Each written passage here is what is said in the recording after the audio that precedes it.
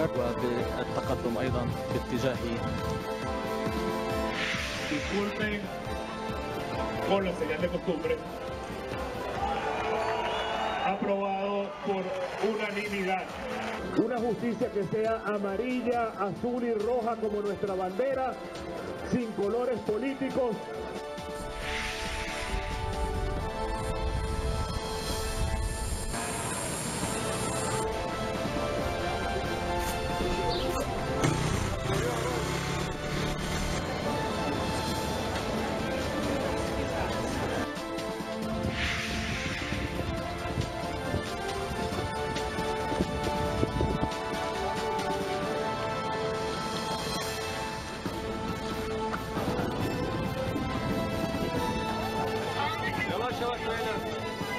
Buenas noches, bienvenidos a TV Perú Mundo. Los saluda Josefina Townsend, hoy nos acompaña Francisco Belaúnde. Francisco, ¿cómo estás? Comenzamos en Estados Unidos, donde hay cambios en la Casa Blanca. Sarah Huckabee Sanders asumirá el cargo de secretaria de prensa ante la renuncia de Sean Spicer, que se había convertido en un personaje muy controvertido que incluso dio pie a una parodia en la televisión. Por su parte, el nuevo jefe de comunicaciones de la Casa Blanca, Anthony Scaramucci, negó que haya tensiones generalizadas al interior del gobierno. Su salida era cuestión de tiempo y este viernes se ha concretado. El secretario de prensa de la Casa Blanca, Sean Spicer, anunció su renuncia al cargo luego de 182 días de enfrentamientos con la prensa y muchos desacuerdos con el presidente Donald Trump, según reportan los medios políticos estadounidenses. Quien lo reemplazará ya es un rostro conocido para los medios.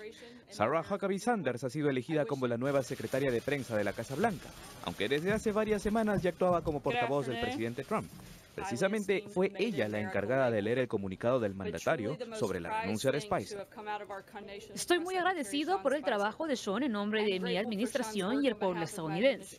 Le deseo que sigan los éxitos a medida de que avance en busca de nuevas oportunidades. Solo vean sus grandes índices de audiencia en televisión. Sean continuará sirviendo a la administración hasta agosto. La salida de Spicer se debió principalmente a la designación de Anthony Scaramucci como director de comunicaciones de la Casa Blanca. Él es amigo de la familia Trump desde hace varias décadas y en las últimas semanas ha defendido al presidente en los medios. Incluso la cadena CNN despidió a 3 periodistas y tuvo que retractarse por una información que involucraba a Scaramucci en el caso conocido como Russiagate.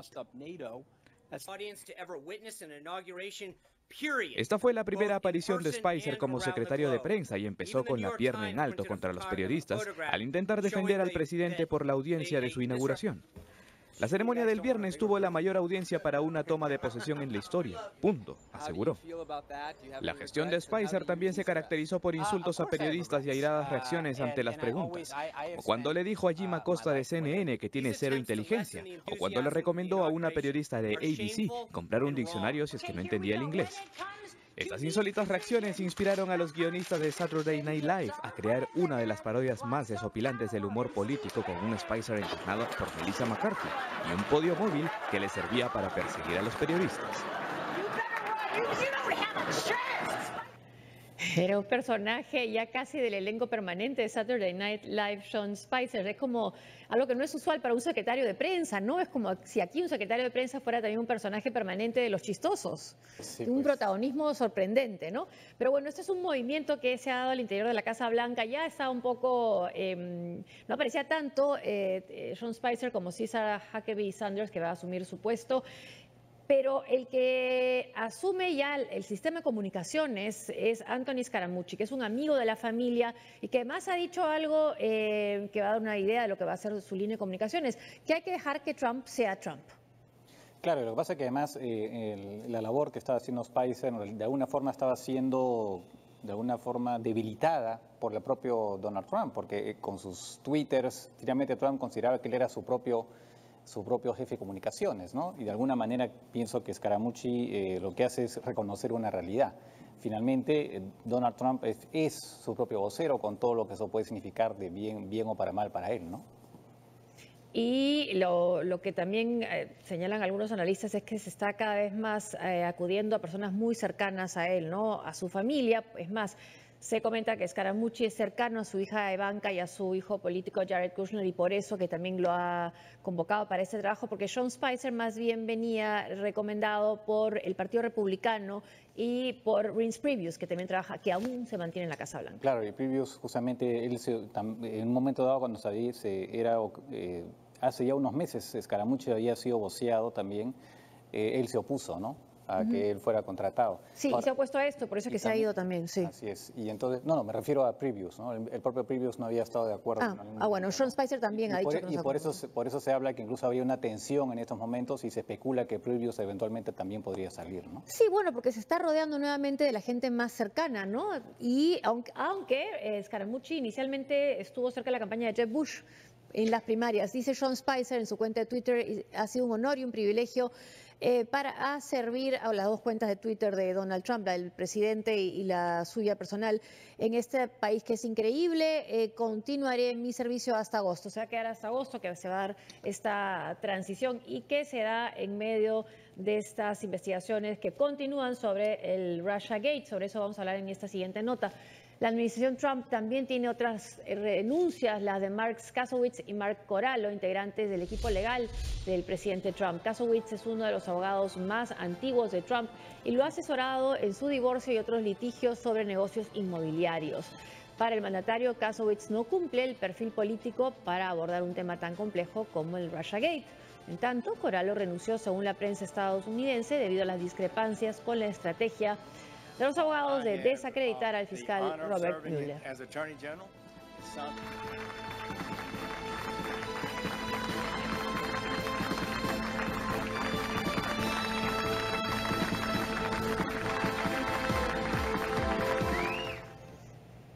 Y continúa la investigación en el Congreso de los Estados Unidos sobre esta reunión que tuvo el hijo de Donald Trump durante la campaña con una abogada rusa y varias personas más que han seguido apareciendo, ¿no? Lo último que dice CNN es que Manafort, su ex jefe de campaña, y Donald Trump Jr. han llegado a un acuerdo para que su presentación ante el Comité de Justicia del Senado no sea público, porque iba a ser transmitido y en público, en fin, han podido evitar esto. Claro, o sea, digamos, las cosas podían salirse de control. Pero efectivamente eso que decías hace un rato, como parte de la estrategia de Donald Trump y de sus allegados es ver la forma de sabotear de alguna manera a Robert Mueller, ¿no? O sea, buscar entre su personal algunas historias que pudieran ponerlos en problemas y de esa manera desacreditar a propio Mueller, ¿no? Es una estrategia bastante agresiva, ¿no? En otro tema, al menos 3 palestinos y 3 israelíes murieron en enfrentamientos en Cisjordania y Jerusalén Este. Los manifestantes rechazan las nuevas medidas de seguridad impuestas por Israel para acceder a la explanada de las mezquitas. La policía israelí prohibió el acceso a los hombres menores de 50 años que fueron impedidos de participar de la gran oración musulmana del viernes.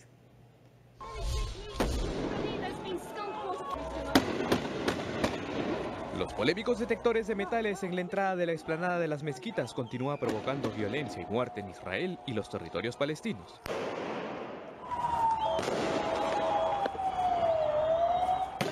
Las protestas han sido masivas e incluyeron el apuñalamiento de 3 israelíes en el asentamiento Neve Suf al norte de Ramal. Las fuerzas de Israel lanzaron granadas de gas lacrimógeno y aturdimiento contra los palestinos. Se calcula más de 3.000 agentes en Jerusalén y otros 5 batallones en Cisjordania por las manifestaciones. Las agencias France Press y Reuters reportaron que en estos enfrentamientos 3 palestinos fueron baleados en 2 barrios de Jerusalén Este, aunque a varios kilómetros del epicentro de la violencia de la ciudad vieja.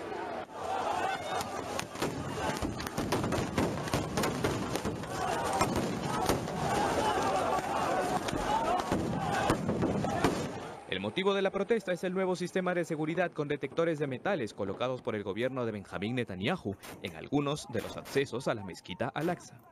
Los musulmanes palestinos consideran humillante el control israelí en esta zona sagrada, aunque Netanyahu no ha tomado una decisión final de retirarlo. En su lugar, lo ha dejado en responsabilidad de la policía, luego de una reunión con el gabinete de seguridad, en la que le recomendaron un retiro paulatino de los detectores. Y un cable de la agencia Reuters describe esta situación de violencia como la peor en los últimos años. Son 6 las personas que han muerto. Sí, y eso había sido, bueno, tanto así que se está hablando de la posibilidad de una intifada. ¿no? Y eso que había sido advertido tanto por el ejército como por el servicio de inteligencia del ejército, había sido advertido al gobierno de que la medida esta de poner detectores metales iba a provocar la violencia que ahora estamos viendo, pero fue una medida que el ministro del Interior, por recomendación de la policía de Jerusalén, apoyó e impuso, ¿no? Que el ministro del Interior es un duro del gobierno de Israel, y los resultados están ahí, ¿no? Para los palestinos el tema de la mezquita Al-Aqsa es muy sensible. Recordemos que en el año 2000 la primera intifada se dio porque a Ariel Sharon se le ocurrió ir a la zona, recorrerla, y el resultado fue la intifada, y durante 3 años los judíos no pudieron pasar nunca más por ahí, estuvieron prohibidos prácticamente de pasar por la zona, ¿no? Entonces es un tema extremadamente sensible para los palestinos, ¿no? El movimiento chiita libanés Hezbollah anunció hoy el lanzamiento de una operación contra lo que llamó terroristas armados en la frontera entre Líbano y Siria. El movimiento chiita combate en la guerra en Siria junto a las fuerzas del régimen de Bashar al-Assad contra los rebeldes. Hezbollah y las fuerzas de Bashar al-Assad lanzaron una ofensiva en la frontera sirio-libanesa este viernes. La operación apunta a los insurgentes del Frente al-Nusra desplegados en el área de Yurud Arsal, afuera de la ciudad libanesa de Arsal y cerca de las montañas de Kalamun en Siria. La cadena libanesa Al-Manar, vinculada a Hezbollah, transmitió imágenes de las operaciones en las que se ve columnas de humo en diversas áreas. De acuerdo con la agencia de noticias Reuters, esta región ha sido base de operaciones para militantes del Estado Islámico, mientras que otros miles de refugiados sirios habitan temporalmente en campos de Yurud Arsal. Pese a ello, dentro de la ciudad fronteriza hay tranquilidad y control, según confirmó el jefe del municipio de Arsal, Basel al-Huyeiri. No hay miedo dentro de Arsal, no hay miedo dentro de los campos, y es imposible que alguien rompa el cordón de seguridad y los puestos de control del ejército libanés, por lo que no hay temor adentro ni afuera. En 2014, Arsal fue invadida brevemente por yihadistas, siendo uno de los efectos más graves de la guerra siria en su vecina Líbano. Esta semana, el ejército libanés también desplegó refuerzos afuera de la ciudad para evitar que los insurgentes ingresen en el país.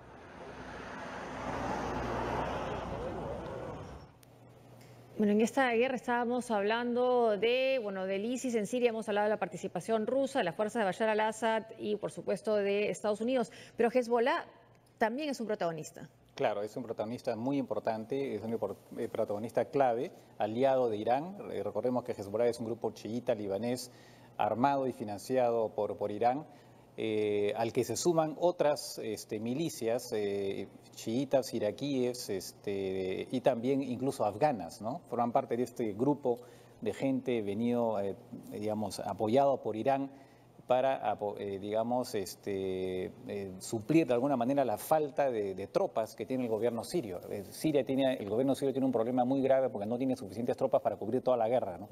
Y en ese sentido, la actuación de Hezbollah y estos grupos traídos por Irán son muy importantes, ¿no? Y ante esta situación se suma la información que ha surgido a partir de una nota del diario Washington Post, y que hay un artículo también en CNN que dicen Trump le acaba de dar un lindo regalo, términos beautiful como habla Donald Trump, al gobierno sirio, y es porque ha decidido retirar el programa de entrenamiento que daba a los Estados Unidos a los rebeldes sirios. Ese sí puede ser un golpe importante para los que aún continuaban peleando, ¿no? Claro. Desmantelar ese programa que entrenaba y armaba también. Sí, en realidad en realidad siempre fue modesto el apoyo de Estados Unidos a esos grupos moderados, ¿no? En realidad cada vez menos tenían poder frente a los más radicales, y ahora Estados Unidos se concentra básicamente en la lucha contra el Estado Islámico, ¿no? El hecho de luchar contra Siria, salvo por el tema de la utilización de armas químicas, quiero decir, salvo por ese tema, Estados Unidos no quiere meterse con Assad, ¿no? O sea, los ha sido producto de un acuerdo, no sé, porque coincide con lo que dice Lavrov. El proceso de batir las bases fundamentales de la creación de una zona de distensión al sur de Siria fue concluido. Eso es lo que hablaron en la reunión en el G20 Donald Trump y Vladimir Putin, ¿no? Sí, es verdad, es verdad.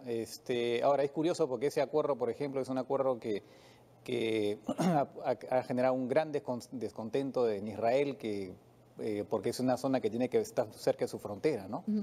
En fin, hay varios protagonistas ahí en pleito, ¿no? Una guerra que tiene todo menos de interna nomás. Exactamente.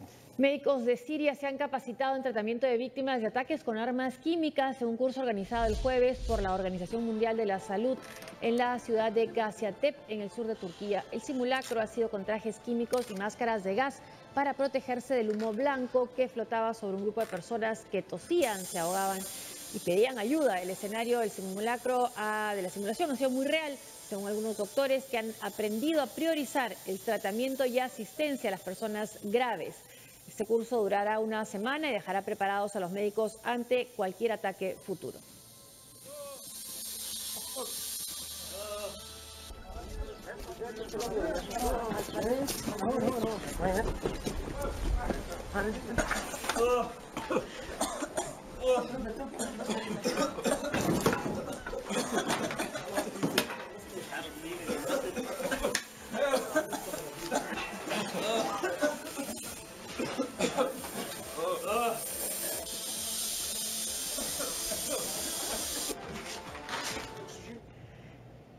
Y en otro tema, millones de estadounidenses se preparan para ver el eclipse solar del próximo 21 de agosto y la NASA no dejará pasar esta oportunidad para estudiar la atmósfera exterior del Sol durante todo el tiempo que dure este fenómeno. Los investigadores volarán globos y naves especiales de gran altitud para estudiar la física solar y hacer otros experimentos. Este será el primer eclipse total que irá de costa a costa. El último ocurrió hace 99 años.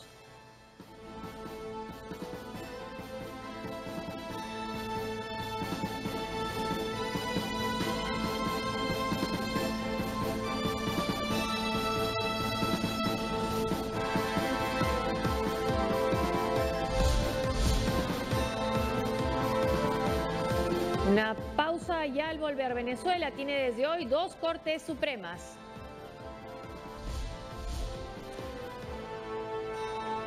Además, daños en Grecia y Turquía por fuerte sismo y tsunami.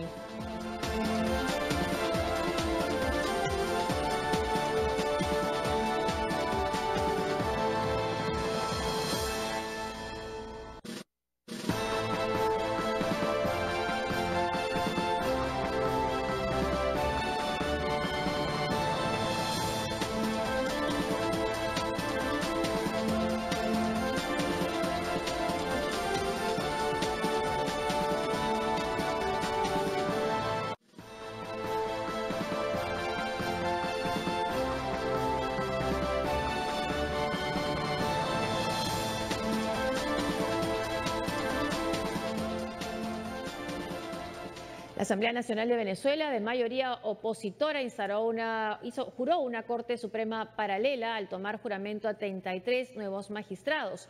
En respuesta, el Tribunal Supremo de Justicia, al fin al oficialismo, pidió acciones de represión contra el Parlamento al considerar que usurpa funciones.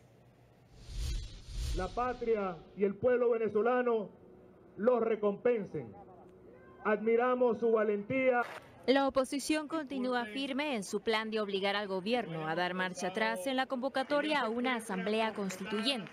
Este viernes, el Parlamento, de mayoría opositora, designó y juramentó a 13 magistrados y 20 suplentes para el Tribunal Supremo de Justicia. En una ceremonia realizada al este de Caracas, Julio Borges, titular del Legislativo, remarcaba que la nueva Corte es parte de la escalada definitiva o cambio que pronto tendrá el país, en el que la justicia está al servicio del pueblo y no de los políticos. Una justicia que sea amarilla, azul y roja como nuestra bandera, sin colores políticos y donde todos los venezolanos seamos iguales frente a la ley. Poco antes de esta designación, Juan Mendoza, presidente de la Sala Constitucional del TCJ, recordó la sentencia en la que anuló el proceso para la designación que considera como un acto subversivo. Ante los actos declarados nulos de evidente ánimo subversivo, la Sala declara que corresponde a las autoridades competentes, civiles y militares, ejecutar las acciones de coerción pertinentes a fin de mantener la paz y la seguridad nacional. Mendoza recordó la decena de fallos que anulan y minimizan los poderes del Congreso. Sobre este último caso, se refirió al delito de flagrancia permanente y usurpación de funciones, por lo que recomendó que los parlamentarios sean detenidos. Todavía se desconoce dónde sesionará este nuevo tribunal paralelo, designado por un Congreso que para el gobierno se encuentra en desacato desde enero del 2016. En aquel entonces, el TCJ invalidó al legislativo por juramentar a 3 diputados involucrados en un supuesto fraude electoral. Este es un paso más en lo que la oposición ha llamado a la hora cero, ¿no? De seguir constituyendo un gobierno paralelo. Ahora, ¿qué viabilidad tiene, no? Esa es la gran pregunta, ¿no? Eso tiene que ir acompañado de otras cosas. Es muy probable que ahora, bueno, ya se ha dicho que se están en ese momento habiendo movimientos de negociación diplomática, se ha dicho que incluso en algún momento el presidente Santos de Colombia estaba negociando con el gobierno cubano. Pero parece que al final no quedó en nada. Porque quedó en nada, ¿no? Sí, parece que quedó ahí. Bueno, por otro lado, Donald Trump que anunció que iban a haber medidas severas, se dijo que eventualmente podía suspender. Sí se lleva a cabo la constituyente, ¿no? Claro. Que todo indica que se va a llevar a cabo, ¿no? Exactamente. Ahora habrá que ver si efectivamente esa medida se va a tomar. Hay varios críticos del gobierno venezolano que lo han criticado. El propio Moisés Naim, que es periodista venezolano muy conocido, dice que sería un error muy grave, sería contraproducente, en fin. Pero claro, en todo caso, la escalada continúa y lamentablemente la violencia también, lo estamos viendo, todos los días están habiendo muertos. Y lo que estábamos comentando, el número de víctimas de muertos por estas protestas en Venezuela y la represión del gobierno a más de 100, se eleva la cifra de muertos por las manifestaciones contra el gobierno de Nicolás Maduro. Las últimas personas que han muerto fueron durante el paro cívico convocado por la oposición, que se extendió hasta las primeras horas de hoy. 3 muertos y 367 detenidos fue el saldo del paro cívico nacional de 24 horas, convocado por la oposición venezolana, cuyas cifras sostienen que el 85% de los ciudadanos de todo el país se plegó a la medida de fuerza. Con las últimas víctimas, entre ellas una adolescente de 15 años, sumaron 100 las personas que murieron a consecuencia de la represión gubernamental, tras más de 100 días de protestas. En Caracas, la violencia se apoderó de sectores como la residencia El Paraíso, así como la urbanización de Puerto Ordaz. El Foro Penal venezolano reveló que desde el 1 de abril a la fecha, más de 4.000 personas fueron detenidas por la Guardia Nacional Bolivariana, incluyendo las 376 que fueron recluidas tras el paro. Pero al día de hoy hemos superado los 4.400 detenciones desde el 1 de abril. Y solo para que tengan una idea de la magnitud, en todo el 2014 que hubo protestas, fueron 3.758 detenciones. Asimismo, se registraron enfrentamientos en el barrio Los Ruices, cerca de la sede de Venezolana de Televisión. Trabajadores del medio de comunicación estatal rechazaron estos actos mediante cánticos y arengas.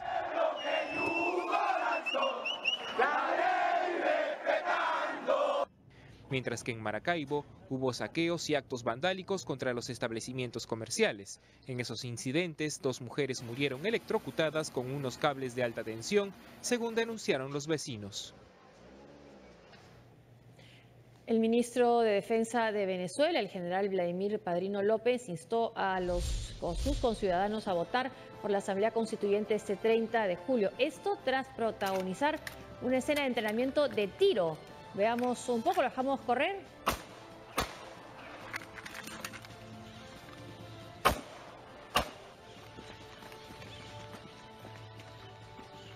Este es el video que ha colgado en las redes sociales el ministro de Defensa de Venezuela. Él invoca al alza de las armas por la República para garantizar la soberanía, así como el abastecimiento de los productos básicos. El video, como decimos, se ha publicado en su red social, en Twitter.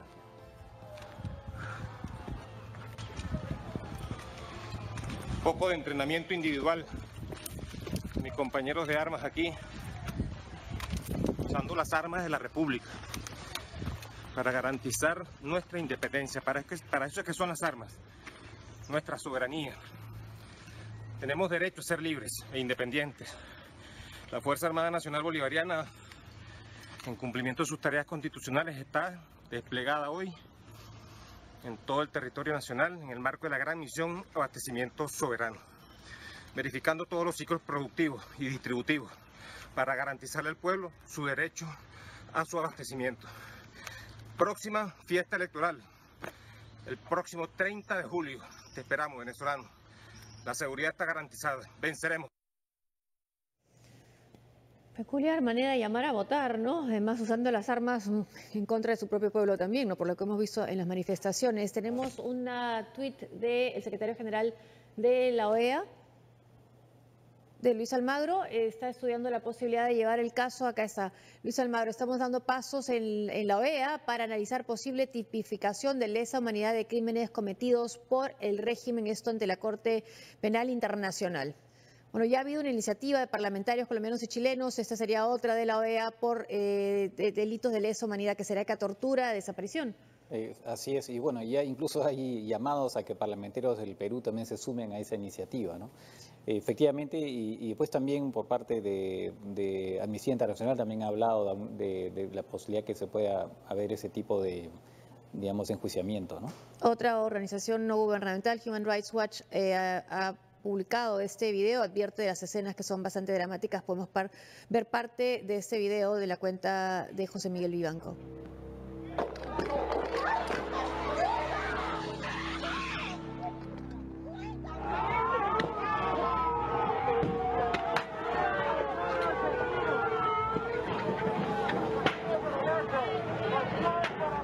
Vean esto, vean cómo está la marcha y vean cómo viene la represión.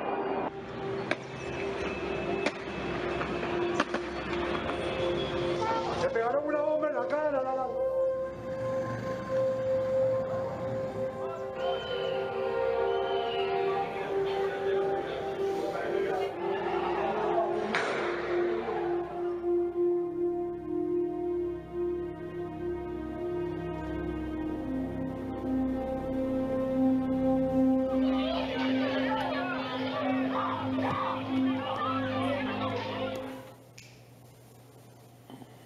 Este es el video publicado por la organización no gubernamental Human Rights Watch. ¿Cuántas muertes hubieran evitado si se convocaba al referéndum, ¿no? Quizás incluso hubiera sacado una proporción del electorado no de alguna manera que hubiera mantenido con cierto poder Maduro, ¿no? Si hubieran convocado el referéndum en el momento que la oposición lo quería hacer, ¿no? Y tenía el derecho a hacerlo porque tenía las firmas. Claro, hubiera sido igual tomarse una derrota y para el régimen era simplemente impensable, ¿no? Tener una derrota electoral, ¿no? Desde Buenos Aires, los países integrantes del Mercosur exhortaron al gobierno venezolano y a la oposición a dialogar para encontrar una solución pacífica a la crisis política. El presidente argentino Mauricio Macri dijo estar dispuesto a promover un grupo de trabajo que facilite el encuentro. El domingo pasado, los venezolanos le demostraron al mundo más que nunca que están comprometidos con la democracia.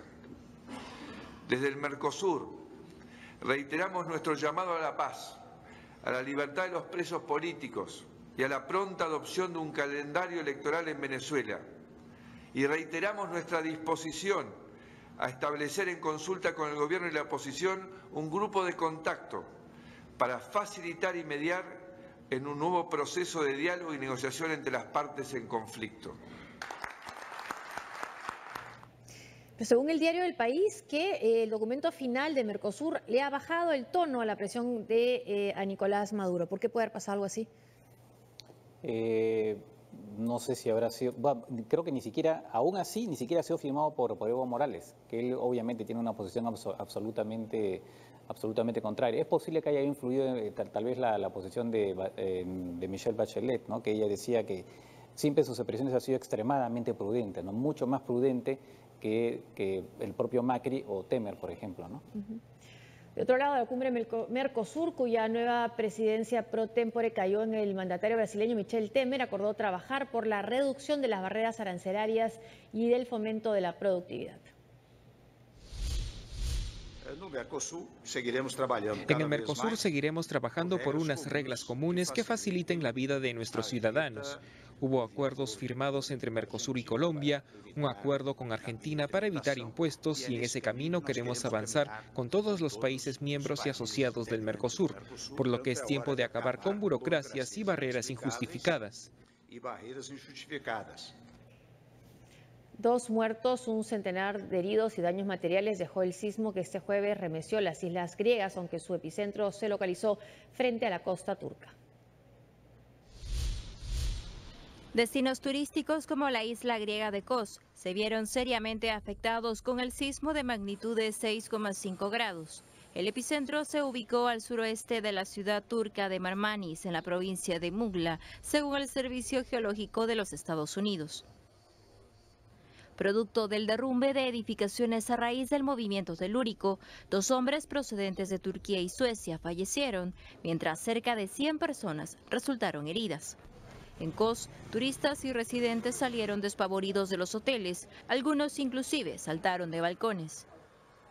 A pesar de las numerosas réplicas que amenazan los inmuebles, un portavoz del gobierno advirtió que los servicios, la red de carreteras y otras infraestructuras públicas en la isla volverán a la normalidad. La infraestructura de la isla se encuentra en muy buenas condiciones, con la excepción del puerto, donde se registran los mayores daños. La jefa de la diplomacia europea expresó su solidaridad con el pueblo griego. Expreso mis condolencias y toda la solidaridad de la Unión Europea por el terremoto ocurrido en el Egeo. Hemos movilizado toda la ayuda para apoyar a Grecia en lo que fuera necesario. Hasta el momento continúan las labores de rescate para dar con personas que se encuentren atrapadas en los edificios de Kos o en otras aldeas aledañas. Los servicios de los transbordadores han sido cancelados hasta que concluyan las inspecciones. Las ondas del terremoto de 6,7 grados en las costas occidentales turcas causaron pequeños desprendimientos y numerosas fisuras en los edificios de Bodrum y en la localidad de Datka. Incluso un hospital fue evacuado de forma preventiva. El puerto de Bodrum también sufrió daños. El sismo provocó un pequeño tsunami que arrastró a unos 60 barcos. Turistas abandonaron la vecina isla griega de Kos y arribaron a la localidad. El gobierno turco señaló que alrededor de 200 ciudadanos evacuaron Grecia en barco.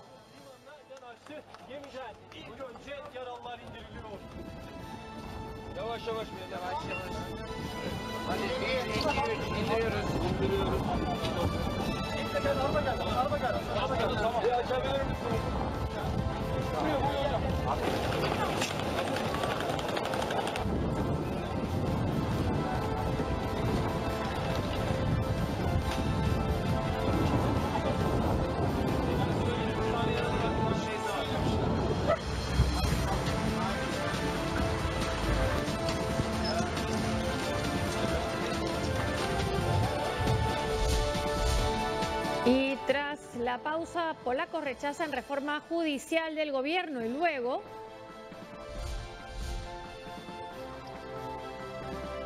una imagen inesperada en París.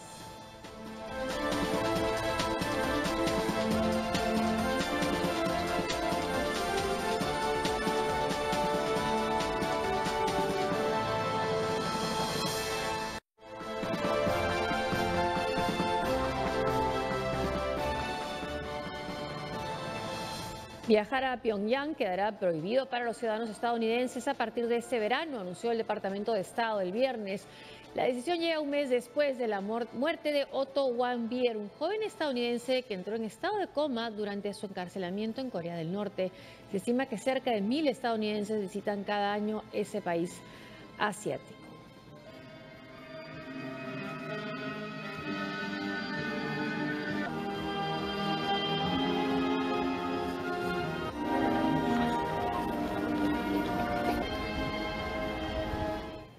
Pese a las sanciones internacionales por su programa nuclear, la economía de Corea del Norte está creciendo y lo informan desde Seúl.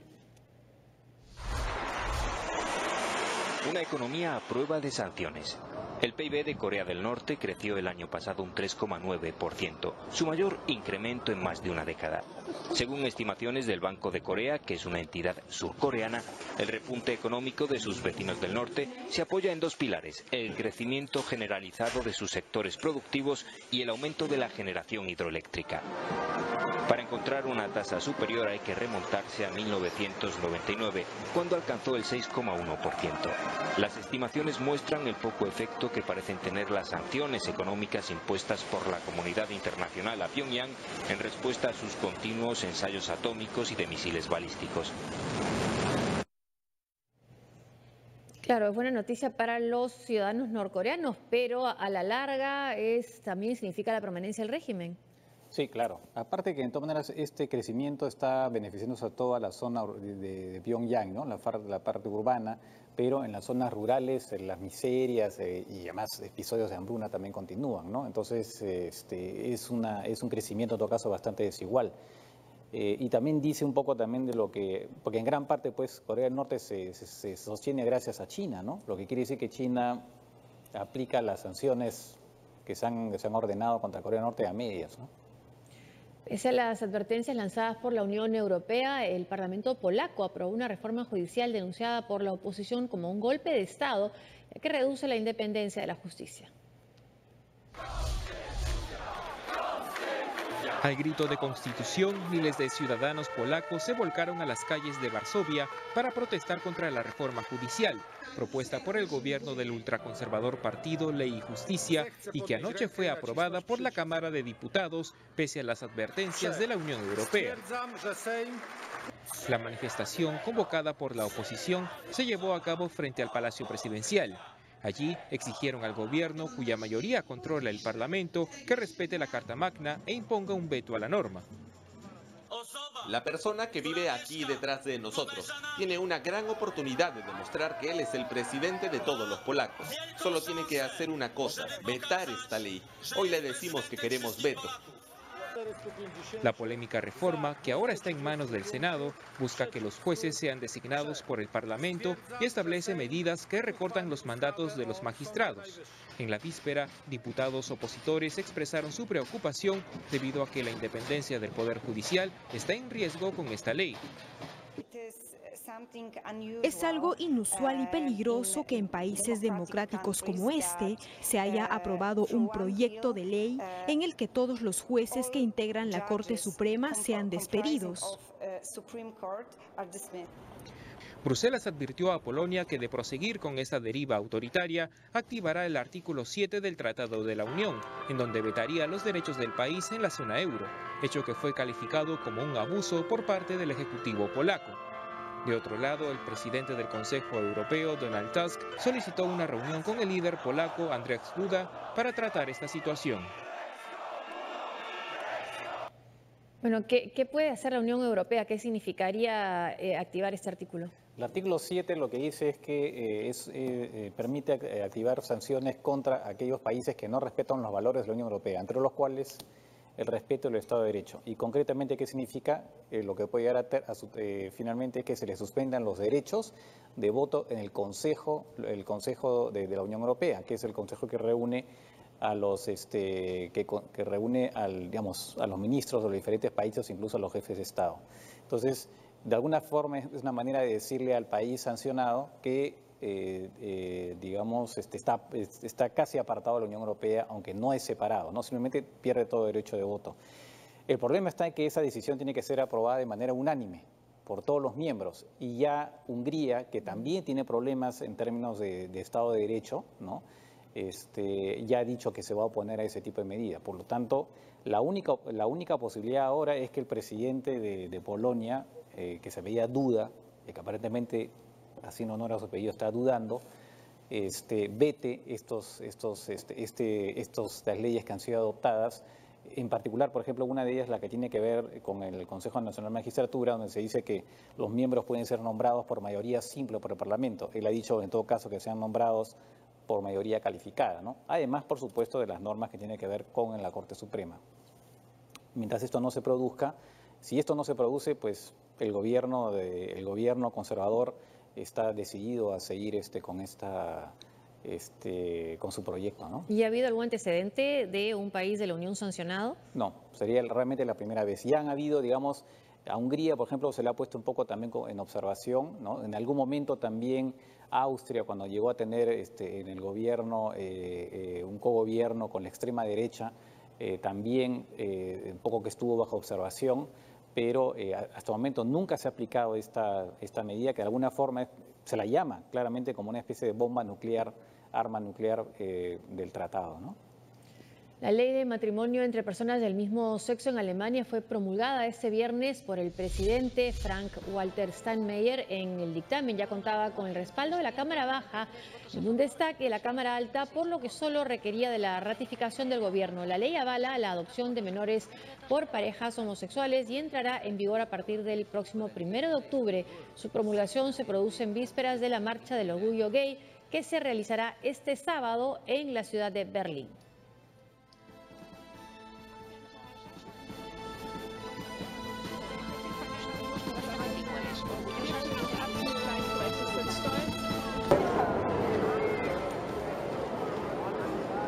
Activistas y ciudadanos se congregaron en una plaza pública de Santiago de Chile para expresar su apoyo al proyecto de ley que despenaliza el aborto por 3 causales. Esto tras el revés sufrido en la Cámara de Diputados luego que el Senado respaldó la iniciativa formulada por la presidenta Michelle Bachelet. La traba en la Cámara Baja se concretó con la abstención del legislador demócrata cristiano Marcelo Chávez. Ahora la norma está en manos de una comisión mixta compuesta por senadores y diputados que analizará la iniciativa. Hemos dado un paso muy importante. La ciudadanía siempre ha estado con nosotros. Las mujeres necesitan igualdad de género, necesitan tener acceso a la salud. Y creemos que Chile se lo merece nuestro país, se lo merece cada mujer, cada niña, cada adolescente. Y pensamos y esperamos y tengo todavía la confianza en que todos los parlamentarios van a poder votar a favor de este proyecto de ley por las 3 causales.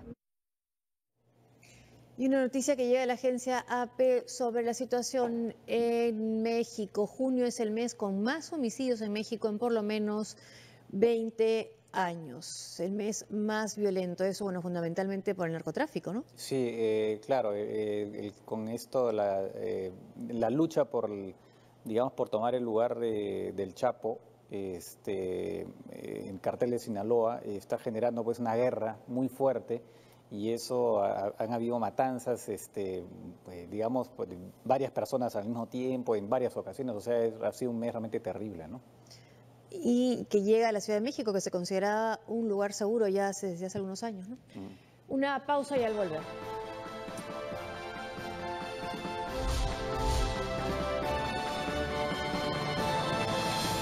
Una ballena a orilla del Sena, además.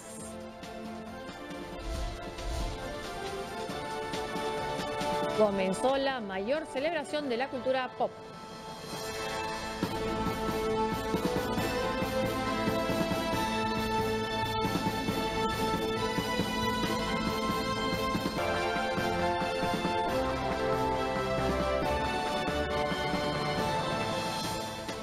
Miles de visitantes disfrazados acuden a la Comic Con de San Diego.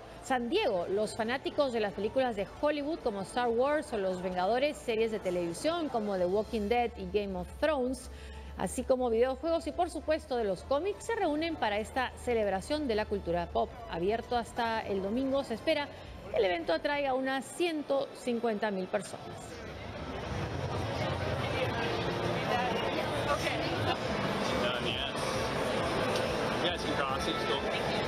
No? Nobody wants to move?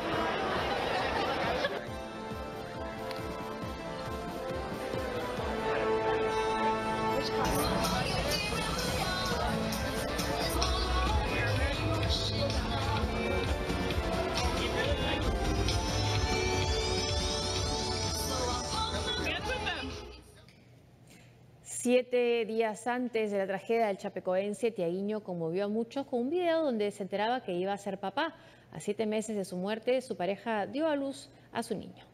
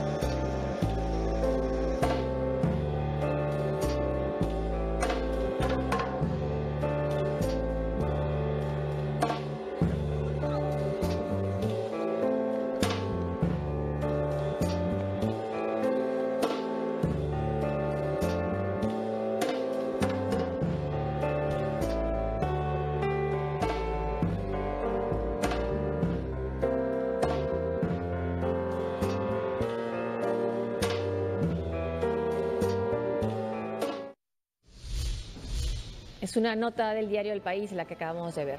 Una ballena apareció varada en las orillas del río Sena en pleno centro de París. Turistas y parisinos se sorprendieron con esta escena. Mide unos 17 metros, mientras que científicos trabajaban alrededor del cuerpo y tomaban muestras y explicaban los efectos que el sonar y los ruidos de la actividad humana tiene sobre las ballenas. Muchos transeúntes estaban sorprendidos y no se dieron cuenta que se trataba del montaje de un grupo de artistas belgas. La asociación Capitán Boomer tiene como objetivo crear conciencia sobre el medio ambiente.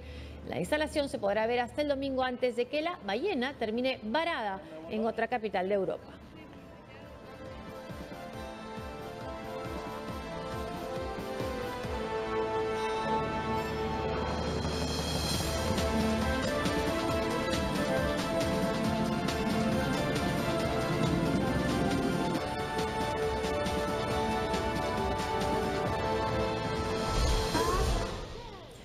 Juguemos con lodo es el lema del Festival Internacional de Lodo, que se realiza anualmente desde 1998 en una playa en la ciudad de Boryeong, a 190 kilómetros al sur de Seúl, en Corea del Norte. Esta fiesta, que tiene una duración de 10 días, es la principal atracción del verano. Para este año los organizadores tienen planificados 57 programas que van desde baños en inmensas tinas, competencias de deslizamiento, desfiles callejeros y conciertos de música K-pop.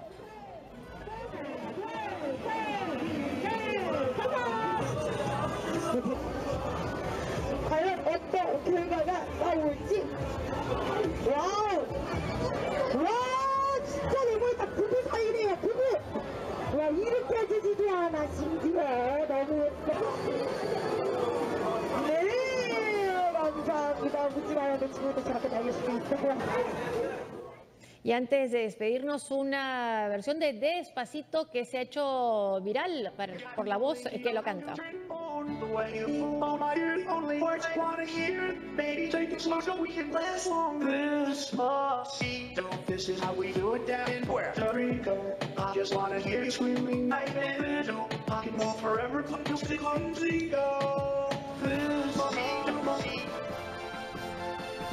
Y nos vamos nosotros, sí, rapidito. Muchas gracias por acompañarnos. Hasta el lunes. Gracias, Francisco. Buenas noches.